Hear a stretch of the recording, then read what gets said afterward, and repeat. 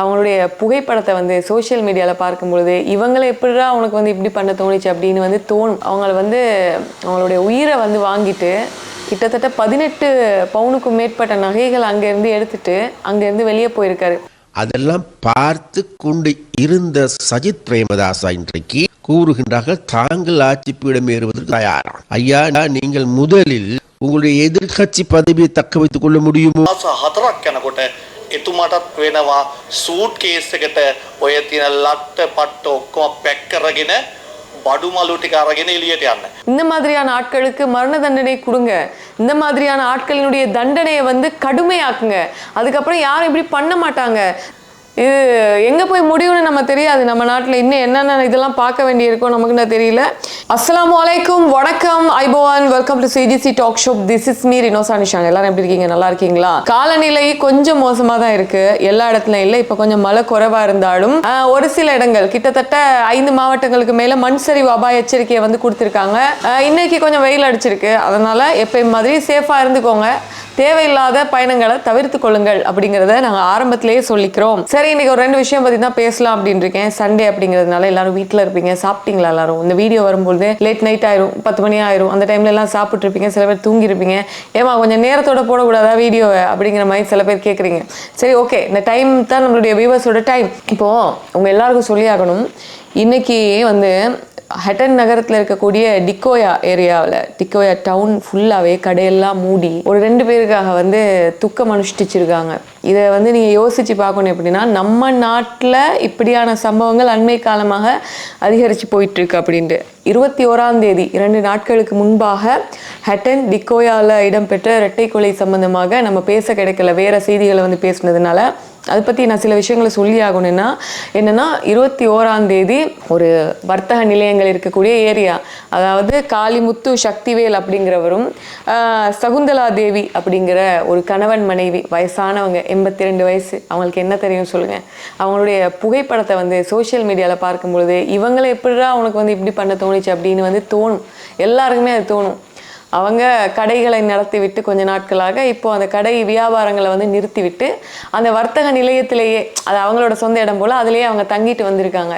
இப்படி இருக்கிற பட்சத்தில் தான் திடீர்னு இந்த இரட்டை கொலை வந்து நடந்திருக்கு. என்னடா அப்படின்னு பார்க்கும்பொழுது சடனாக ஹட்டன் போலீஸார் என்ன பண்ணுறாங்க, சிசிடிவி ஃபுட்டேஜை வந்து வெளிப்படுத்தி இவரை கண்டவங்க வந்து தொடர்பு கொள்ளுங்க அப்படின்னு பார்த்தாக்கா, ஒருத்தர், அதாவது பதுளை பசறையை சேர்ந்த ஒருத்தர் என்ன பண்ணியிருக்காருன்னா, காலையில் வந்து ஹட்டன் நகரத்தில் ஃபுல்லாக அப்படி சுற்றி பார்த்து, டிக்கோயா ஃபுல்லாக சுற்றி பார்த்து ஒரு சில ஜுவல்லரிஸுக்கு போயிட்டு நகை ஏதோ வாங்கணும்னு கேட்டிருக்காரு போல். ஆனால் எதுவுமே வாங்கலை. அப்படியே அந்த ஏரியா ஃபுல்லாக ரவுண்ட் அடிச்சுக்கிட்டு அந்த வர்த்தக நிலையத்துக்கு முன்பாக அப்படியே வந்து ஈவினிங், அதாவது ஈவினிங்கில் ஒரு மதியம் 1:30 மணி வாக்கில் அந்த வர்த்தக நிலையம், அந்த தாத்தா பாட்டி தங்கி இருக்கக்கூடிய அந்த வர்த்தக நிலையத்துக்குள்ளே பூந்து பதுங்கி இருந்து அவங்க 2 பேரை என்ன பண்ணியிருக்காங்கன்னா, கூறி ஆயுதத்தால் அவங்களுடைய உயிரை வந்து வாங்கிட்டு கிட்டத்தட்ட 18 பவுனுக்கும் மேற்பட்ட நகைகள் அங்கேருந்து எடுத்துட்டு அங்கேருந்து வெளியே போயிருக்காரு.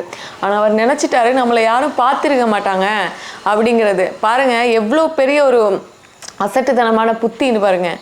ஆனால் போலீஸார் வந்து விடுவாங்களா என்ன? அவங்க சிசிடிவி ஃபுட்டேஜை வச்சு ஆட்கள் கிட்ட நீங்கள் யாராச்சும் கண்டீங்கன்னா சொல்லுங்கன்னு சொல்லியிருக்காங்க. அதுக்கப்புறம் நேற்று என்ன பண்ணியிருக்காங்கன்னா, ஒரு நாள் கழித்து பொகவந்தலாவில் இருக்கக்கூடிய ஒரு ஏரியா, அதில் பெட்ரேசா தோட்டம்னு சொல்கிறாங்க, அந்த தோட்டத்தில் அவருடைய ஒய்ஃபோட சகோதரி வீட்டில் ஒளிஞ்சிருக்கிற டைமில் அந்த ஏரியா மக்களெல்லாம் கூப்பிட்டு அப்படியே சுற்றி வளைத்து அவரை வந்து பிடிச்சி ஒப்படைச்சிருக்காங்க. இதில் நீ யோசிச்சு பாருங்கள், அந்த தாத்தா பாட்டிக்கு 3 பசங்க இருந்திருக்காங்க. 3 பேருமே கொழும்பில் வசித்து வரக்கூடியவங்களா இருக்காங்க. அவங்க கால் பண்ணி பார்த்துருக்காங்க, ரெஸ்பான்ஸ் இல்லை. அதனால் பக்கத்து வீட்டாக்கள் கிட்ட வந்து சொல்லியிருக்காங்க, இப்படி தான் அம்மா அப்பாவுக்கு வந்து கால் பண்ணோம், அவங்க ஆன்சர் பண்ணல அப்படின்ட்டு. அதுக்கப்புறம் தான் போய் பார்த்துருக்காங்க. பெற்றோர்கள் வந்து தனியாக இருக்காங்க, அதுவும் வயதான பெற்றோர்கள், 82 83 வயதுனா எவ்வளோ பெரிய ஒரு முதுமை அடைந்த வயது இல்லையா? அப்போ அவங்கள ஒரு நகைக்காக, கிட்டத்தட்ட தங்க நகைக்காக கூறிய ஆயுதத்தால் இவ்வளோ அவங்க எப்படி இறந்துருப்பாங்கன்னு கொஞ்சம் யோசிச்சு பாருங்க. அந்த சம்பவம் வந்து ரொம்ப ஹட்டன் நகரத்தையே வந்து ரொம்ப எல்லாத்தையும் டிஸ்டர்ப் பண்ணி ஒரு மரணமாக இருந்துச்சு அந்த சம்பவம் வந்து. இன்னைக்கு அவங்க 2 பேருடைய இறுதி கிரியைகள் நடைபெற்று அவங்க நல்லடக்கம் செய்யப்பட்டாங்க. ஒரே இடத்துல 2 பேரையும் வந்து நல்லடக்கம் செஞ்சுருக்காங்க. யோசிச்சு பாருங்க. இது வந்து இது ஒரு பாடம். அது அன்னைக்கு நடந்த அதே ஒரு விஷயத்தில் நீங்கள் பார்த்தீங்கன்னா சீதுவை ஏரியாவில் அதே நாள் ஒரு பாட்டி, வயசான பாட்டி, அவங்களுடைய உடம்பு ஒன்று, ஒரு உடல் வந்து பெட்டிக்குள்ளே இருந்ததாக வந்து கண்டெடுக்கப்பட்டது. அதுக்கப்புறம் கிராண்ட் பாஸ் பகுதியில் வந்து ஒரு பெண்ணினுடைய உடல். அதுக்கப்புறம் இந்த நேற்று வந்து வாய் தர்க்கத்தினால மொனராகலை போலீஸ் பிரிவுக்கு உட்பட்ட ஒரு ஏரியாவில் ஒரு இளைஞர் கொல்லப்பட்டது. இன்றைக்கி ஒய்ஃபை வந்து மண்ணெண்ணெய் ஊற்றி, இது வந்து டெய்லி இதே பிரச்சனை நம்ம நாட்டில் வந்து போயிட்டுருக்கு. ஆனால் அந்த தாத்தா பாட்டியோட முகத்தை வந்து பார்க்கும்பொழுது எவ்வளோ வந்து இப்போ இன்னசென்ட்டான ஆட்கள், இவங்க வயசானவங்களை போட்டு தங்கத்துக்காக, நகைக்காக, காசுக்காக 2 உயிரே வந்து வாங்குற அளவுக்கு இந்த காலத்தில் மனுஷங்களும் இருக்காங்க அப்படின்னா நம்பவே முடியாத ஒரு விஷயம். ஆனால் என்னென்னா காசுக்காக இப்படி அதாவது போதைக்கு அடிமையாகி ஏதாச்சும் ஒன்று, அதாவது நமக்கு தேவைக்கு மீறிய காசு தேவைப்பட்டுச்சு அப்படின்னா ஏதாச்சும் ஒன்று வந்து தப்பு பண்ணி சரி நம்ம அதை சம்பாரிச்சிக்கலாம் அப்படின்னு இருக்கும் பொழுது இதெல்லாம் மாற்ற முடியாது. இதற்கான தகுந்த தண்டனைகள் வந்து வழங்கப்பட வேண்டும். இப்படியான பல விஷயங்களை நம்ம டெய்லி கேள்விப்பட்டுட்டு தான் வந்துட்டு இருக்கோம். ஆனால் நம்ம வந்து அதுக்கான முடிவுகளை வந்து கோர்ட்டுக்கு அவங்க போயிட்டு அவங்கள 4 நாள் ஜெயிலில் போட்டு அதுக்கப்புறம் வந்து அவங்கள வந்து விடுதலை பண்ணிடுவாங்க. இந்த மாதிரியான ஆட்களுக்கு மரண தண்டனை கொடுங்க. இந்த மாதிரியான ஆட்களினுடைய தண்டனையை வந்து கடுமையாக்குங்க. அதுக்கப்புறம் யாரும் இப்படி பண்ண மாட்டாங்க.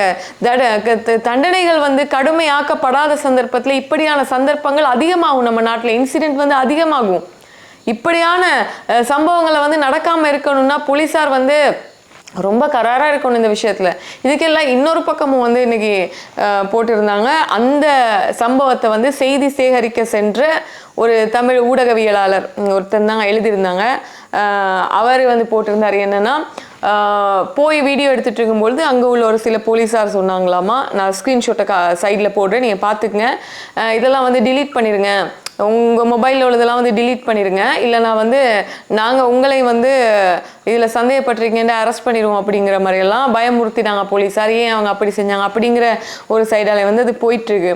ஆனால் இன்றைக்கி அந்த ஏரியா மக்கள் அந்த ஏரியா ஆட்களை வந்து துக்கத்தை வந்து அனுஷ்டிக்கிறாங்க அந்த தாத்தா பாட்டிக்காக. அவங்க என்ன பண்ணாங்க? அவங்கள கொல்ற அளவுக்கெல்லாம் எப்படிடா போறீங்க? ரொம்ப கவலைக்குரிய விஷயம். அன்னைக்கு பாவமாக இருந்துச்சு. எவ்வளோ அந்த பாட்டியோட முகத்தை பாருங்களேன். காசுக்காக என்ன வேணாலும் பண்ணுவீங்களாடா?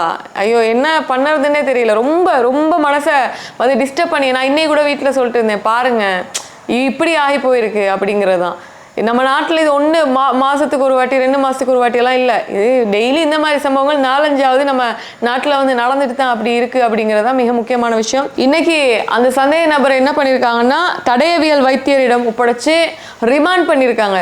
ரிமாண்ட் பண்ணி, அதாவது விளக்கமறியலை கொடுத்து 10 நாளில் திரும்ப எக்ஸ்டெண்ட் பண்ணி, இன்னொரு 5 நாளில் திரும்ப எக்ஸ்டெண்ட் பண்ணி, திரும்ப அவரை வெளியே எடுக்காதீங்க, அவருக்கு தகுந்த தண்டனையை கொடுங்க. அந்த தண்டனை எல்லாராலையும் பேசப்படணும். பேசப்பட்டாதான் நாளைக்கு இன்னொருத்தர் பண்ண மாட்டான். அப்படி இது எங்கே போய் முடியும்னு நம்ம தெரியாது. நம்ம நாட்டில் இன்னும் என்னென்ன இதெல்லாம் பார்க்க வேண்டியிருக்கோம் நமக்குன்னு தெரியல.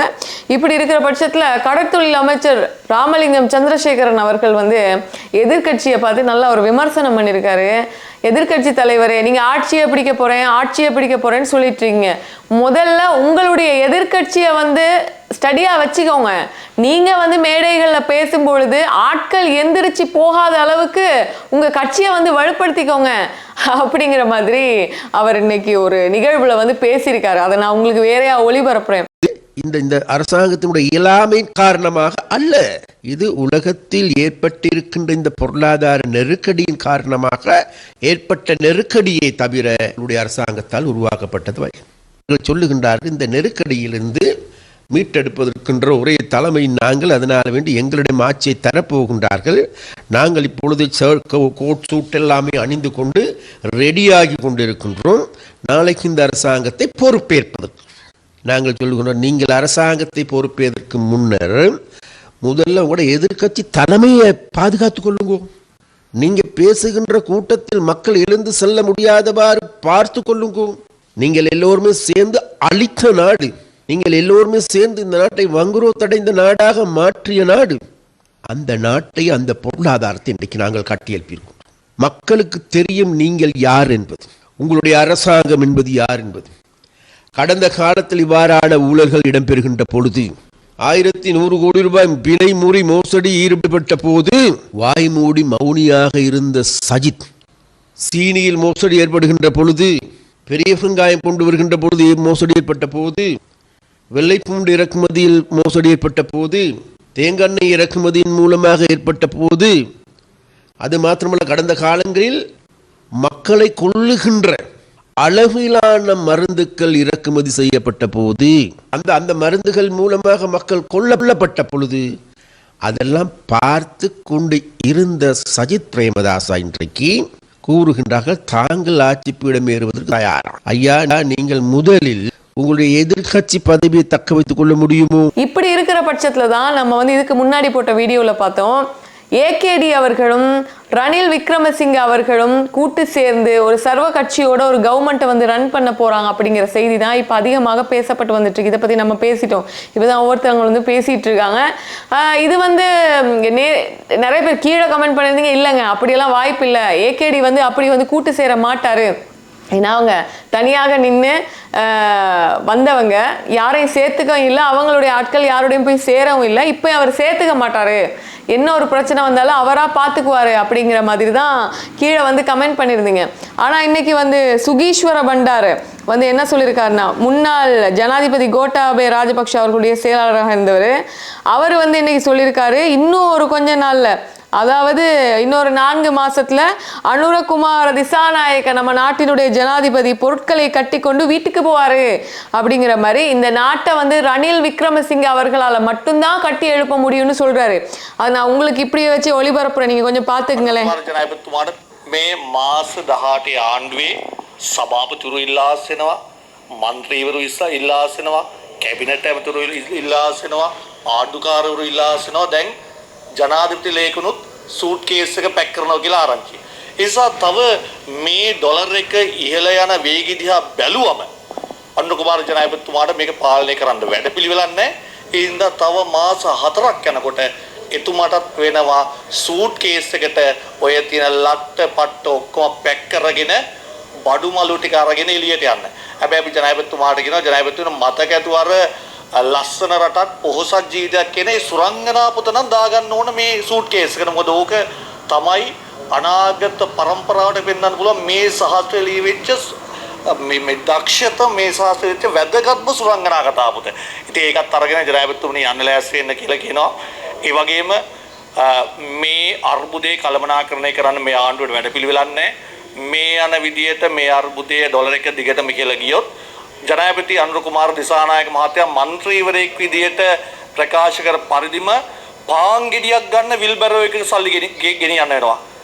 ළමෙක්ට කිරි පැකට්ටයක් කරන් දෙන්න රුපියල් 10-15000ක් ගන්න. இப்படியே நாடு வந்து போச்சுன்னா பானை வாங்குறதுக்கு கூட நம்ம வீல்பேரோவில் தான் வந்து காசு எடுத்துகிட்டு போகணும். அந்த வகையில் வந்து நம்மளுடைய காசினுடைய பெருமதி வந்து ரொம்ப வீழ்ச்சி அடைஞ்சு போயிட்டுருக்கு. உங்களோட இருக்கிற ஆட்கள் எல்லாமே வந்து இப்போ மூட்டை முடிச்சுக்களை கட்டிட்டு போயிட்டுருக்காங்க. இப்போ நீங்களே இன்னும் கொஞ்ச நாள், அதாவது 4 மாதத்தில் போக போகிறீங்க அப்படின்னு சொல்லிட்டு இன்னொரு விஷயம் சொல்கிறாரு, கேளுங்களேன். අවශ්‍යනවා කිරි පැකට්ටයක් ගන්න. ඒ නිසා එවැනි යුගයක් ඇති කරමින් යනවා. ඒ නිසා මේ தත්ත්වය පාලනය කරන්න, කළමනාකරණය කරන්න පුළුවන් වෙන්නේ රනිල් වික්‍රමසිංහ මැතිතුමාට. ඒ හින්දා ජනාධිපතිතුමනි ඔය මෑතක ඇති කරගත් තරහ මරා අමතක කරලා පරණ අතිජාත මිත්‍රකම අලුත් කරගෙන රනිල් වික්‍රමසිංහ මැතිතුමාට කෝල් එකක් දීලා හරි අහන්න, අනේ සර් මේක කොහොමද පාලනය කරන්න කියලා. මම දන්නවා රනිල් වික්‍රමසිංහ මැතිතුමාගේ හිතේ ඔය කහට තරහවල් නැහැ. මොකද එතුමා හැම වෙලාවෙම රට ගැන හිතලා වැඩ කරන දේශපාලඥයෙක්. ඒ නිසා இவர் என்ன சொல்றாருன்னா, உங்களால முடியலன்னா பரவாயில்ல, ரணில் விக்ரமசிங்க அவர்களுக்கு கால் பண்ணி என்ன பண்ணலாம் அப்படின்னு கேட்கட்டாமா. ஆனா அவர் வந்து உங்களோடலாம் கோவப்பட மாட்டாரு. அவர் வந்து நாட்டுக்காக வந்து ஒர்க் பண்ணவர், நாட்டை முன்னோக்கி செலுத்தணும் அப்படிங்கிற ஒரு நோக்கத்தினுடையவர். அவருக்கு தெரியும் என்ன பண்ணணும்னு சொல்லிட்டு. நான் என்ன சொல்றேன்னா, அரசியல் பண்ணுங்கய்யா, அரசியல் பண்ணுங்க, நான் வேணான்னு சொல்லலை. ஆனால் எப்படா சைக்கிள் கேப்பில் பூந்து ஏதாச்சும் ஒன்று பண்ணலான்னு சுற்றிட்டு இருக்கீங்க பாருங்க, அந்த ஆட்களுக்கு எதுவும் பண்ண முடியாது. அரசாங்க சைட்ல நிறைய மிஸ்டேக் இருக்கு. அவங்க இந்த திரைசேரியில இருக்கக்கூடிய $2.5 மில்லியன் வந்து காணாம போனது, ஹேக்கர்ஸால வந்து திருடப்பட்டது, இன்னும் ஒரு சில காசு வந்து போனது. இப்போ இதெல்லாம் வந்து மிஸ்டேக் தான். அவங்க அதை மறைச்சாலும் இந்த தரமற்ற நிலக்கரிகளை வந்து வாங்கினது, கண்டெய்னர்ஸ் 323 கண்டெய்னர்ஸை வந்து செக் பண்ணாம இங்க வந்து விடுவிச்சது, அதுக்குள்ள என்ன இருக்குன்னு தெரியாது. இப்படி பல குற்றச்சாட்டுகள் நம்ம நாட்டை ஆளக்கூடிய அரசாங்கம் மேல இருக்கு. ஆனாலும் இந்த காரணங்களை வச்சுட்டு ஒரு ஆக்கபூர்வமான அரசியலை பண்ணாம நாங்க ஆட்சிக்கு வரோம்னு சொல்லிட்டு வந்தா என்ன பண்ணுறது? சரி, பேசினா என்ன பண்ணுறது? சரி, என்னன்னு தெரியல, ஏதோ போகுது. இதுக்கு வரப்போற அரசியல் ரொம்ப சூடு பிடிச்சு போகணும்னு நான் நினைக்கிறேன். இப்போ என்னன்னா, இன்னொரு விஷயம், சுரேஷ் சலே அவர்கள் ஈஸ்டர் அட்டாக்கோட சம்மந்தப்பட்டிருக்காருன்னு சொல்லிட்டு ஒரு சில டீம் வந்து அவரை வந்து வெளியே எடுக்கணும் அப்படின்னு சொல்லி துடிச்சிட்டு இருக்காங்க. அந்த ஏன் துடிக்கிறாங்க, அந்த துடிப்புக்கான காரணம் என்னன்னு தான் எனக்கும் புரியலங்க. சரி, பார்க்கலாம். நான் இவ்வளோதான் கொண்டு வந்தேன் இன்னைக்கு சண்டேன்றதுனால. கீழே கமெண்ட் பண்ணுங்க. Good night.